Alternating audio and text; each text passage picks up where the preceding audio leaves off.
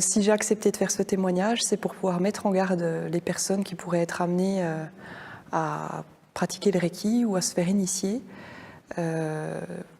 pour prévenir de tous les dégâts que ça peut faire dans la vie et comment ça peut éloigner de Dieu sans le savoir et sans s'en rendre compte. Le début de l'histoire, c'est que quand j'étais jeune, j'ai eu une éducation catholique, pratiquante jusqu'à mes 12 ans, jusqu'à la profession de foi. Et après ça, par contre, je me suis complètement éloignée de la religion. Et j'ai toujours cherché un sens spirituel à la vie. Et j'ai commencé à travailler, j'avais une vie très calée. Et il manquait justement ce côté spirituel. Et on m'a parlé du Reiki, c'est une thérapeute qui m'en a parlé, après avoir consulté une thérapeute par curiosité, qui pratiquait elle aussi. Et c'est elle qui m'a conseillé, vu mes prédispositions apparemment. Donc il y a une grande notion d'orgueil dans toutes ces pratiques, et qui m'a parlé du Reiki et qui m'a dit que justement, si je voulais aider les autres, vu que j'avais des facilités particulières et une sorte de don particulier, avec le Reiki, ça pourrait être une bonne option et une bonne chose pour pouvoir aider et faire du bien autour de moi. Alors la formation que j'ai suivie, c'est une initiation. Donc j'ai fait les 3 premiers degrés Reiki. Donc l'initiation de base qui permet d'ouvrir un canal. C'est comme ça qu'on dit. Et c'est une initiation qui s'est passée sur 2 ou 3 jours. Et on ne voit pas vraiment ce qui se passe. Il y a tout un travail d'introspection avec la personne qui fait l'initiation. Et ensuite, il y a un rite d'initiation. Donc là où on ne voit pas ce qui se passe parce qu'on a les yeux fermés, avec des formules qui sont récitées à voix basse, donc on n'entend pas exactement non plus ce que c'est, et des symboles qui sont dessinés pour pouvoir permettre d'ouvrir ce canal et donner l'accès à l'énergie Reiki. Et suite à ça, instantanément, on peut déjà, après c'est suivant la sensibilité de chacun, mais en tout cas dans mon cas, instantanément, j'ai pu ressentir l'énergie qui passait à travers les mains et ce que ça pouvait faire. Une chaleur et des picotements dans la paume des mains.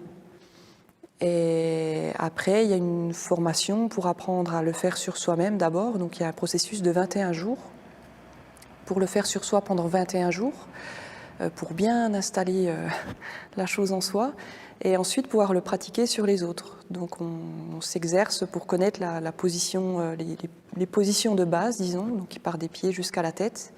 Et après, c'est suivant le feeling et le ressenti, où on peut déplacer un peu les mains et adapter suivant la personne et suivant les cas. Déjà, à l'instant où j'ai senti dans les mains qu'il se passait quelque chose, je me suis dit, donc je ne me trompais pas, il y a bien autre chose que juste cette vie matérielle, et il existe autre chose, quelque chose de plus grand et qu'on ne voit pas et qu'on ne comprend pas forcément. Et en plus de ça, sur le coup, suite à l'initiation, au moment de l'initiation et les 2 mois qui ont suivi, j'étais dans un état qu'on pourrait qualifier une sorte d'état de grâce. Moi, personnellement, je me sentais beaucoup mieux, beaucoup plus en équilibre, beaucoup plus en phase avec ma vie et avec les gens qui m'entouraient. Donc je me sentais beaucoup mieux. Et puis les personnes sur qui je le faisais, donc je me suis beaucoup exercée à l'époque sur ma sœur, ma maman, mon compagnon. C'était eux un peu les cobayes, et ça leur faisait du bien. Ils avaient soit des soucis de santé ou un peu d'angoisse, d'anxiété. Et ça leur procurait vraiment un bien-être au départ, en tout cas. Et après, c'est plutôt sur le long terme qu'on peut voir les effets, mais c'est difficile de faire le lien, justement, parce que les effets négatifs que ça produit ne sont pas forcément en rapport avec ce pourquoi on est venu à la base. Celui qui vient se faire soigner, ce qui est compliqué, c'est que ça fait du bien. C'est ça le piège, c'est que c'est vraiment efficace, c'est efficace très vite. Mais le problème, c'est que justement, les problèmes que ça va créer vont être sur d'autres choses. C'est-à-dire que tu peux venir te faire soigner un mal de dos, ton mal de dos va disparaître quasiment instantanément, et 2 semaines après, il va commencer à y avoir des conflits dans ton couple alors que tout allait bien. On ne va pas faire le lien avec le soin, mais ça s'immisce, c'est une porte ouverte en fait. Du moment qu'on a accès qu'on donne accès, justement, on ouvre une porte. Et après, on n'a plus aucune maîtrise et on n'a aucun contrôle là-dessus. Donc ça peut s'immiscer partout et là où on ne le voit pas. Le diable se cache dans les détails. Ça a basculé peut-être à peu près 3 ans plus tard, je pense. Oui, à peu près. Bon, déjà, au niveau de mon travail, j'ai démissionné mon travail, je travaillais dans l'entreprise familiale. Et du coup, petit à petit, le travail que je faisais a perdu tout son sens parce que je trouvais ça très matérialiste et je ne voyais pas du tout l'intérêt de ce que je faisais. En fait, ça n'avait plus de lien avec tout ce côté spirituel. Et comme j'avais reçu cette initiation et la possibilité de faire du bien, j'avais envie de pouvoir justement y passer plus de temps et faire profiter les autres de tous ces bienfaits. Donc j'ai démissionné. Après, bon, j'ai commencé à avoir des problèmes dans mon couple aussi. Donc on s'est séparés, on était mariés à l'époque, donc on a divorcé. Et ça a semé le trouble aussi dans toutes mes relations amicales. Donc il a commencé à se faire un grand vide à ce moment-là. Je faisais le lien à la base avec ma séparation en pensant que c'était en rapport avec le conflit au niveau du couple, mais finalement, après coup, je me rends compte que quasiment toutes mes relations ont été chamboulées. Donc il est fort possible que ça ait un lien avec ça aussi. Et puis après, il y a eu le début des conflits familiaux petit à petit. Pareil, avec les choix professionnels et mon choix de vie qui commençaient à vraiment diverger avec l'idéal qu'avaient mes parents pour moi, ce qu'ils désiraient pour moi, et qui commençait à vraiment diverger.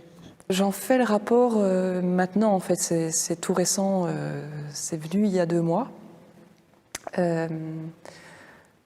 Bon, avec les années, il y a vraiment eu une grosse rupture au niveau de la famille, il y a des conflits très marqués et assez violents. Et à chaque fois, ça venait de moi. Donc toujours avec cette position de victime et puis l'envie de ressasser le passé, chercher les émotions, guérir les blessures, faire remonter des souvenirs qui en plus de ça, avec les pratiques du Reiki et de la méditation, ça peut aussi amener à déformer les souvenirs et à créer des fausses réalités et des faux souvenirs qui deviennent très réels quand on les ressent et quand on s'en souvient, on a vraiment l'impression que c'est vrai. Et du coup, ça a fait naître beaucoup de conflits avec mes parents, frères et sœurs, enfin, dans la famille proche, un petit peu moins proche aussi. Enfin, la liste est assez longue finalement. Aussi dans mon cercle amical, donc des amis très proches qui sont complètement sortis de ma vie à ce moment-là. Enfin, j'ai vraiment coupé les ponts avec tout le monde. Et il y a 2 mois, je me suis rendu compte, en faisant un soin à distance, parce qu'au 3e degré, on apprend aussi à faire les soins à distance, donc avec un symbole un petit peu plus complexe, où là on travaille, on n'a pas besoin d'être avec la personne et on peut agir à distance sur la personne. Et début février, j'ai fait un soin pour une amie qui était malade, et quand j'ai commencé à tracer les symboles et à réciter la formule comme d'habitude, je me suis stoppée net en me demandant ce que j'étais en train de faire et à qui est-ce que je m'adressais réellement. Enfin, c'est vraiment venu d'un coup. Donc j'ai tout arrêté et c'est là que j'ai commencé à investiguer un petit peu justement sur le Reiki et ses méfaits. Et je me suis rendu compte qu'il y avait beaucoup de témoignages qui se recoupaient, notamment sur les conflits que ça pouvait entraîner, et à quel point ça pouvait dévaster la vie de la personne qui pratique, mais aussi les personnes sur qui c'est pratiqué.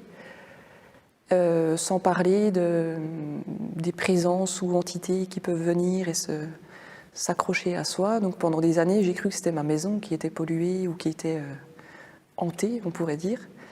Donc régulièrement, il fallait nettoyer, faire des fumigations et procéder à des nettoyages.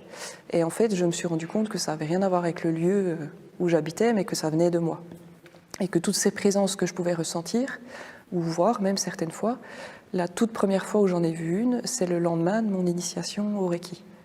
Où là, la personne qui m'a initiée, quand je lui en ai parlé, elle m'a dit « Oui, mais c'est normal, tu as ouvert une porte, tu es maintenant sensible au monde des esprits, et du coup, c'est normal, c'est une âme errante, donc voilà, tu vas en voir régulièrement, parce qu'elles sont là autour de nous, donc maintenant que tu as ouvert cette porte, tu pourras les voir. » On est plutôt du côté obscur.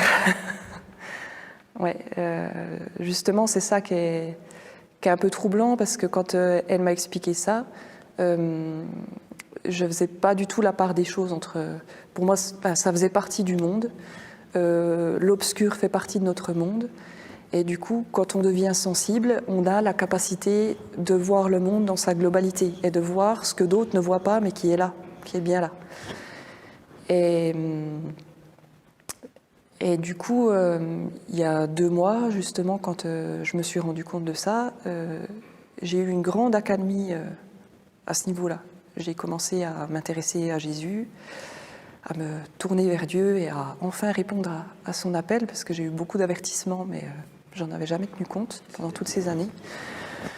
Déjà à la base, la famille qui m'a mise en garde sur les pratiques, et puis ils m'ont vu dévier aussi, parce que c'est parti du Reiki, mais après je suis allée dans d'autres pratiques aussi, donc ils m'ont vu partir là-dedans. Donc ils ont beaucoup essayé de me mettre en garde contre ça. Et puis des amis aussi, ou par rapport aux fréquentations que je pouvais avoir, que c'était peut-être pas forcément des gens qui étaient bienveillants, ou que c'était pas forcément une bonne chose.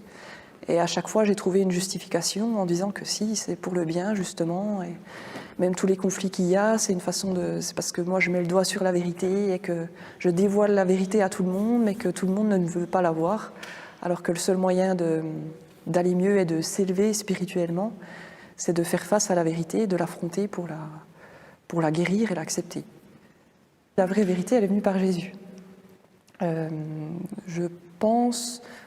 quand j'essaie de refaire un petit peu le fil, au mois de décembre, j'ai acheté un livre sur la vie de Jésus qui m'a passionnée. Je l'avais acheté peu de temps avant Noël pour l'offrir à mon grand-père, qui est diacre, donc je me suis dit que ça pourrait l'intéresser. Et quand je l'ai reçu, déjà la couverture était très belle, avec une très belle image de Jésus, et la vie de Jésus m'a toujours intéressée, mais j'avais une approche très gnostique de la vie de Jésus. Donc pour moi, c'était juste un homme qui était très élevé spirituellement, et que du coup on avait tous pour but d'atteindre cette élévation spirituelle pour accomplir ce que lui-même faisait. Mais ce n'était pas du tout au nom de Dieu. Et j'ai lu ce livre qui m'a passionnée et qui a remis justement un peu les choses en place, que Jésus c'est le Fils de Dieu tout simplement, et il n'y a pas à chercher plus loin. Et justement, après avoir lu ce livre, c'est là que j'ai commencé à avoir une grande accalmie chez moi, c'est-à-dire que j'avais plus de présence le soir, je ne faisais plus de cauchemars, je me sentais beaucoup mieux. J'ai retrouvé le sommeil, il y a eu une vraie amélioration à ce moment-là. Pour sortir du Reiki, déjà le meilleur moyen, la meilleure personne qui peut vous aider à le faire, c'est de voir un prêtre.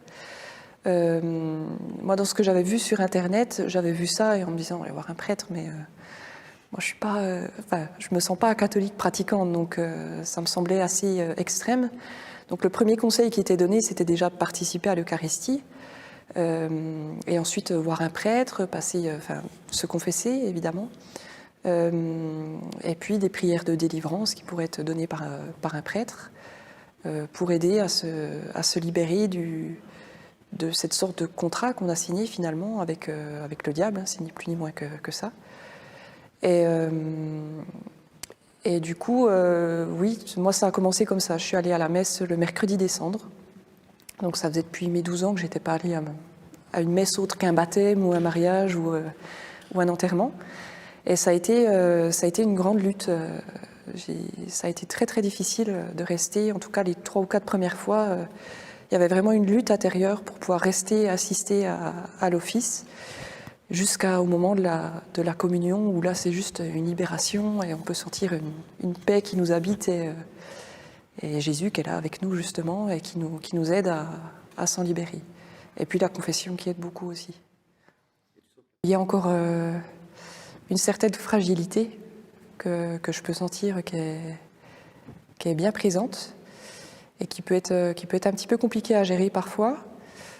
Et puis petit à petit des révélations qui se font justement par rapport à toutes les fautes et à toutes les erreurs qui ont été commises, tout ce qui s'est passé dans ma famille, avec mes amis aussi, tous les liens que j'ai coupés, tout le mal commis en fait, tout simplement. Et sans parler oui, même dans toutes les autres pratiques, ce qu'il y a, c'est que ça peut amener aussi à beaucoup d'autres déviances. C'est-à-dire qu'on peut commencer par le Reiki et puis petit à petit, on peut être attiré par d'autres pratiques pour toujours accentuer et aller plus loin de ce côté-là. C'est un petit peu un engrenage en fait. Et du coup, comme là pour moi c'est parti du Reiki, et à la base c'était uniquement le Reiki, sauf qu'en creusant je me suis rendu compte que finalement toutes mes croyances étaient complètement remises en question et qu'il n'y avait plus rien qui était juste, que ce soit même les pratiques de méditation, le chamanisme, le soufisme, c'était quelque chose qui m'intéressait aussi, la gnose évidemment, qui regroupe un peu tout ça. Et c'est vraiment une remise en question qui est totale et qui se fait progressivement au fil des discussions, des échanges, et puis de l'accompagnement qu'il peut y avoir aussi, et puis l'aide de Dieu qui met en lumière justement pour aider à se libérer de tout ça. Et pour aider à se libérer, il faut que ça sorte, quoi. Il faut qu'on s'en rende compte. Tant qu'on ne s'en rend pas compte, on peut pas s'en libérer. Même si on a l'impression de faire le bien, du moment qu'on travaille avec quelque chose qu'on ne maîtrise pas, de toute façon on ne le maîtrise pas. Enfin, comme moi le Reiki, en plus je m'en suis rendu compte au tout début, j'ai fait un soin sur un ami où là on était persuadé qu'on faisait sortir quelque chose de mauvais de lui, et ça a été une manifestation très très violente. Et quand j'ai posé la question à la personne qui m'avait conseillé de me faire initier au Reiki, elle m'a dit que c'était parce que j'avais consommé du cannabis avant de faire le soin. Avec le recul, je me rends compte que c'est pas du tout lié à ça. D'ailleurs, quand j'ai fait le soin et que j'ai vu l'effet que ça avait, c'était clairement une possession. Il n'y a pas photo. Et je me souviens avoir eu très peur, et pendant une semaine, enfin, je n'osais plus rien faire. J'avais dit, mais en fait, je maîtrise rien du tout de ce qui se passe, quoi. C'est ce qui passe à travers moi. J'ai aucun contrôle là-dessus. Et ça n'a pas suffi à me mettre en garde, parce que la personne à qui je l'ai fait a ressenti un grand bien-être après ça, alors que c'était quelqu'un de très torturé. Et c'est lui qui m'a rassurée en me disant, t'en fais pas, ça m'a vraiment libéré quelque chose, je me sens incroyablement bien, ça va beaucoup mieux. Et du coup, j'ai continué. Toutes les personnes qui soignent avec leurs mains, si c'est pas un don qui est donné par Dieu à un instant précis et qui peut être repris par lui quand il le décide, c'est pas de Dieu. C'est aussi simple que ça.